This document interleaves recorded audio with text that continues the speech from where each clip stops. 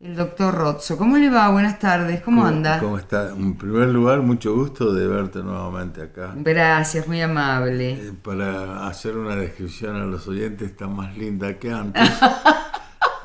Lo Eh, que pasa es que usted debe estar enfermo. ¿Cómo está más linda que no, antes? no, y siempre con muchas inquietudes y tratando por todos los medios de llegar a la audiencia en la forma más eh, veraz e integral posible, ¿no? Bien, lo que pasa es que, digamos que usted se ha planteado un tema que no es ni veraz, digo que no es ni veraz, que no es fácilmente ponerlo como veraz o aclararlo, porque la física cuántica no es un tema que manejemos todos y todas. No, sí, indudablemente que sí, pero de todas maneras, ¿no es cierto? Cada uno pone un empeño y hay, por ejemplo, gente que trabajando en radio no pone el empeño que pones tú, por ejemplo, Ujú. y eso es buscar la veracidad ¿Y cómo le en fue la con medida el de lo posible. Santi? Bien, bien, bien, Bueno, lo trató bien. bien. No, muy bien, muy bien.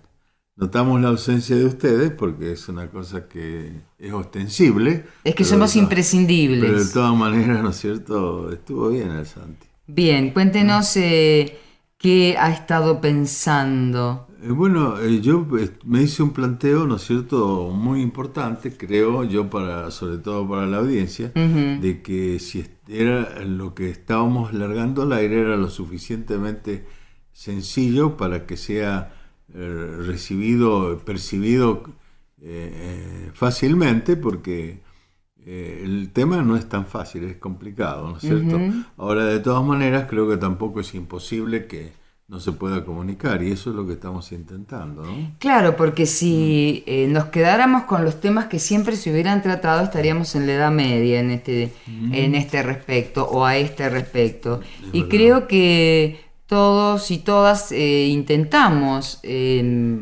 por lo menos asimilar diversos Ujú, conocimientos. Y sí, si la radio lo permite, como es Radio Nacional, bueno, me parece que es un conjunto perfecto. Y sí. además con Rozzo a la cabeza. Bueno, muchas gracias. Cuéntenos. Hoy vamos a tener más o menos un concepto de lo que es realidad, Ujú. lo que nosotros comúnmente llamamos o definimos como realidad. Yo creo que cada uno de nuestros oyentes ya debe estarse imaginando cómo lo podría decir, cómo lo podría manifestar. Nosotros pensamos que la realidad casi siempre la consideramos frente a nosotros y entre esa realidad y nosotros un gran abismo que nos Ujú, separa, ¿no es cierto? Pero, ¿qué es lo que hace la realidad? La realidad ofrece sucesos y cosas. ujú. Y en la realidad está formada por sucesos, fenómenos o O sea, el cosas. micrófono es una Claro, cosa. es una cosa El que, suceso es esto que claro, está que ocurriendo está de salir al ocurriendo. aire, La sí. conferencia De de Cristina. Cristina, ¿no es cierto?, es un suceso, ¿no es Ujú, cierto? Bueno, por eso dice que los sucesos y las cosas pueden ser naturales o no naturales. El micrófono sería una cosa fabricada, ¿no es cierto? ujú, Lo que Cristina está inaugurando es una cosa es una fábrica o fabricaciones para hacer determinados productos, ¿no es ujú. cierto?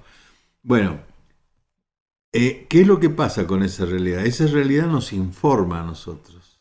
Tenemos Sí, información de esa realidad.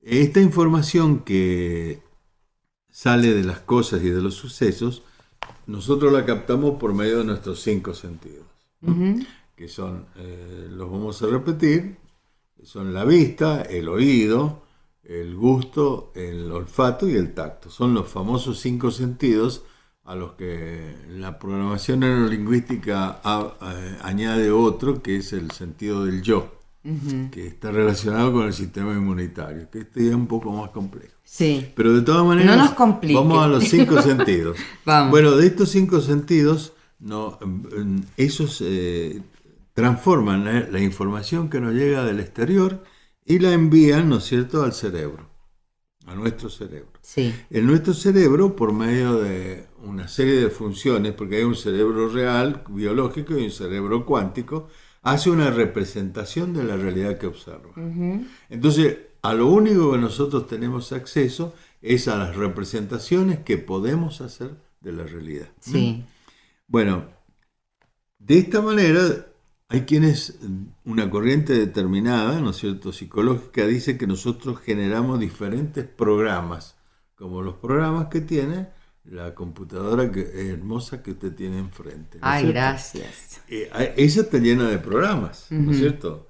Ella tiene una serie de programas y además tiene una serie de archivos que a la vez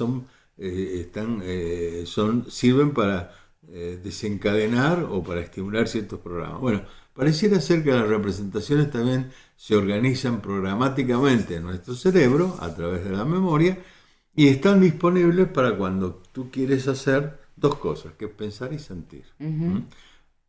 Pensar y sentir, es decir, si yo quiero sentir, pondría el programa de los sentimientos, las emociones, Ajá. que también están relacionadas con la percepción, ¿no es cierto?, que vamos a hacer de esa realidad, que nos ayuda. Hay veces que nosotros vemos una realidad muy hermosa porque estamos de buen ánimo y otras veces que la vemos mal porque estamos de mal ánimo, ¿no es cierto? Pero la realidad es la misma. La realidad es la misma, la realidad estimulante es la misma. Pero, Es como decían claro, los viejos, todo es según el color con del que cristal con que se mire. Exacto. Bueno, eso a lo que estás refiriendo son los que se llaman los filtros que nosotros usamos y que son filtros culturales, filtros psicológicos, filtros de estados de ánimo, filtros, por ejemplo, ambientales. Si hubiera acá un frío terrible o si hubiera un calor desmedido, eso te va a hacer captar y percibir lo de la realidad de una manera determinada. O sea, ¿sirven para captar o sirven para protegerse Yo los filtros? digo que los filtros sirven para las dos cosas, para captar, ¿no es cierto?, porque te permiten La sensación, claro, pasar la información. El filtro sería un filtro de la información, que lo que te deja pasar es lo que no te deja pasar. Hay muchas cosas que uno tiene que dejar pasar, ¿no es cierto? Bueno, ese pensar y ese sentir se materializan o se demuestran a la realidad, vuelven a la realidad en acciones. Sí. Las acciones son las conductas que nosotros tenemos. Pueden ser conductas verbales, pueden ser conductas Corporales. biológicamente, ¿no es cierto?, musculares, digamos. Una trompada puede ser Claro. una conducta. Y después también pueden ser faciales, a través de los gestos, ¿no es cierto? Y ahí estaría lo que los que estudian comunicación le llaman la metacomunicación. Es una que es pensar, ¿no es cierto?, a través de, o sea, generar pensamientos y también generar sentimientos, generar ideas que se van a materializar, es decir, que van a volver a la realidad a través de las conductas que nosotros tengamos. Y esto se llama la experiencia, ¿no es cierto? Entonces viene como hechos o fenómenos. Ya habíamos hablado de que habían conductas verbales, conductas gesturales, como se dice, Gestuales, y sí. conductas posturales también, donde estaba implicada la anatomía del individuo y la parte muscular, ¿no es cierto? Entonces, en esta captación de la realidad pueden haber equivocaciones, sin necesariamente tener que estar enfermo o loco. Las personas normales pueden tener determinadas interpretaciones que nunca van a tener una interpretación real. Siempre va a tener su propia interpretación de la realidad, ¿no es cierto? Pero hay a quienes les dicen locos por no tener la interpretación que Claro. se supone debería tener una y eso determinada es sociedad. indudable, ¿no es cierto? Y generalmente los poetas y los que están relacionados con el arte, los actores, los poetas, viven la realidad de otra manera y también nos devuelven conductas que nosotros podemos decir no son convencionales porque nosotros no somos capaces de hacer. Claro. Porque en realidad no se pueden hablar de conductas normales o anormales, sino conductas más frecuentes, conductas estándar se llama, Sí. ¿no es cierto? Pero nunca puedo decir este es normal y este es anormal, ¿no es cierto? Sí, hay quienes dicen que están un paso más adelante, ¿no? Es eso una cosa que dice, sí, están un paso más adelante. De todas maneras, ¿no es cierto? Con esto vamos a hacer una serie de consideraciones que cuando ustedes consideren que ya llegó el tiempo, las paramos. Sí. La primera conclusión que tenemos que aceptar es que no todos captamos la realidad de la misma manera. Lo que equivale a decir que hay tantas realidades como seres humanos. La mamá y el papá no captan la misma realidad, a pesar de que a veces los padres quieran imponer la conducta o la captación de esa realidad a sus hijos, pero no es así. No todos los hijos captan la misma realidad que es impuesta por los padres, que es impuesta por los padres. En esto hay variación en cuanto a la edad, hay variación en cuanto al sexo, ¿no es cierto?, el género, que también hace que las cosas... ¿Y qué es lo que pasa entonces? Cada uno de nosotros tiene un mapa propio de la realidad. Uh-huh. Y con ese mapa transita la vida. Por eso es que muchas cosas, hay muchos abismos generacionales, hay en comunicaciones hay muchos abismos generacionales, y se debe a los valores y a las creencias que tienen nuestros abuelos. Uh-huh. O la gente del campo creen, ahí por ejemplo hay muchos que tienen un pensamiento mitológico. ¿Quién es verdaderamente normal? ¿El que cree en la difunta Correa o el que no cree en la difunta Correa? La verdad es que no creo que sea una cuestión de normalidades. No, claro, los mapas que funcionan para unos no funcionan para los otros. Exactamente. Uh-huh. Entonces, por eso hay esto que estás diciendo lo podemos ejemplificar con otro término, que esto pertenece a la PNL, a la programación neurolingüística, que dice: el mapa no es el territorio. Claro. El mapa nuestro de Mendoza no es Mendoza. Habrá alguna cosita que es diferente de lo que representa el mapa. Esto por eso lo ejemplifican así con estas frases, ¿no es cierto? Eso suele pasar cuando uno, por ejemplo, quiere explicar la realidad con una metáfora, aunque si nos ponemos bien específicos, toda la realidad que explicamos es una metáfora de esa realidad. Y ese hecho es lo que quiere decir: el mapa no es el territorio. Claro, exactamente. Y realmente nosotros nunca vamos a admitir que lo que nosotros hablamos es un sentido metafórico, porque nunca nos referimos a la realidad, pero una realidad que no podemos captar y de la cual no podemos ver todo como es, tal como es, ¿no es cierto? De hecho, algunas disciplinas directamente plantean que la realidad está configurada por el lenguaje. Digamos, algunas escuelas de algunas disciplinas. Exactamente, pero ¿saben una cosa? No. En la realidad siempre interviene el observador. Uh-huh. Entonces nos dan un papel muy importante a los observadores. Uh-huh.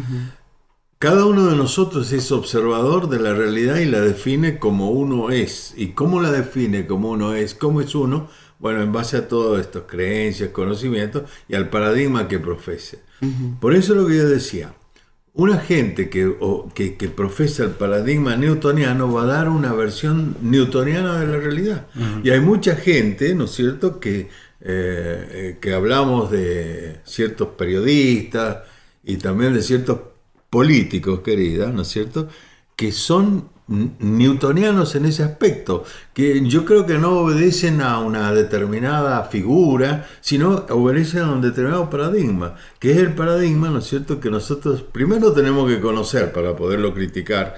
Y hay otro paradigma que suplantaría ese, que es el que nosotros queremos no imponer, pero sí hacer conocer, ¿no es cierto?, que es el paradigma cuántico. Uh-huh. Entonces, y para, por ejemplo, sí, para proponer un paradigma cuántico respecto de un político, uh-huh, ¿cómo se lo debe valorar, evaluar, mirar, uh-huh, observar? Uh-huh. Bueno, eso lo podemos hacer en un programa, porque hay un modelo que se llama el campo unificado de Diels, que pertenece a la cuántica y a la programación neurolingüística. Sí. Y que ahí se puede analizar la conducta de los políticos por determinados niveles. Yo creo que a los políticos uno de los problemas más serios que tienen es la falta de conocimiento de que ellos se manejan por niveles. Y hay veces que se manejan de manera... ¿El problema que tienen los y las políticas, claro, o nosotros? No, el problema no es de ellos, es mutuo. No hay ningún problema que sea responsabilidad de uno. Uh-huh. Siempre está implicado el otro. Uh-huh. Por eso yo decía que el observador tiene que ver. Claro, el observador ve, pero una representación. Claro, pero tiene representaciones o una interpretación de la periodística de una representación. Y bueno, podríamos hablar que el político, ¿no es cierto?, muestra su imagen, ¿no es cierto?, a la realidad.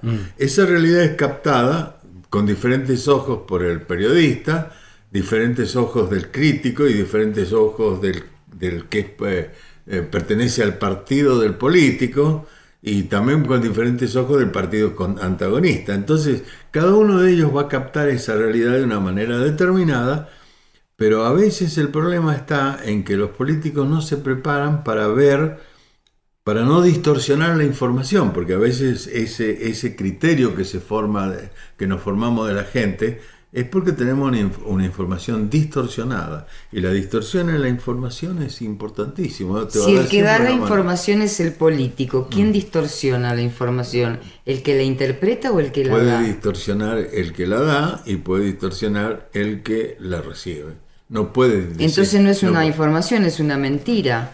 Es una información. La mentira, si tenemos que ver así, no vamos a decir que los políticos... ser político es el arte de ser mentiroso, ¿no es cierto? Pero de todas maneras, para nada. Puede pasar, ¿no es cierto?, que no haya coincidencia entre la información que da y la conducta que observa. Porque teóricamente tendría que pensar de una manera determinada y obrar en consecuencia, ¿no es cierto? Si me permite, ¿no? Sí. La palabra comunicación, que tiene la misma raíz etimológica que la comunión, sí. Vienen del mismo lugar, digamos, Sí, señor. etimológicamente. Sí, sí. Y entonces, en el sentido de quién distorsiona, para que algo no sea meramente información en el sentido de datos, en el sentido frío de la palabra, sino que sea comunicación, tiene que justamente haber una puesta en común. Claro. Por eso es comunicación. Por lo tanto, si esto que estoy diciendo es real y es lógico, cuando existe una distorsión, tiene que haber una distorsión de ambas partes, digamos. Exactamente. Que no necesariamente tiene que ser que las dos partes tengan intención de distorsionar, pero sí que la distorsión es un fenómeno, como es de la comunicación, es un fenómeno común. Claro. Sí o sí tiene que ser un problema de comunicación, es un problema de más de uno, Claro. porque implica una comunidad. Claro, perfectamente. Y si la próxima o el próximo lunes haya o no cadena o comunicación de la presidenta, nos dedicamos a hablar del tema de los políticos, de cómo ven, de cómo vemos, de cómo interpretamos, de cómo observamos. Claro, nosotros sí, con mucho gusto podemos hacer un análisis crítico, podríamos decir científico, no intencionado, ¿no es cierto? En la medida que uno pueda liberarse de todas estas cosas. ¿Sí? Puede ser un político o una política. No, claro, un sujeto político. Bueno, lo esperamos entonces el próximo lunes. Con todo Muchas gracias cariño. por venir.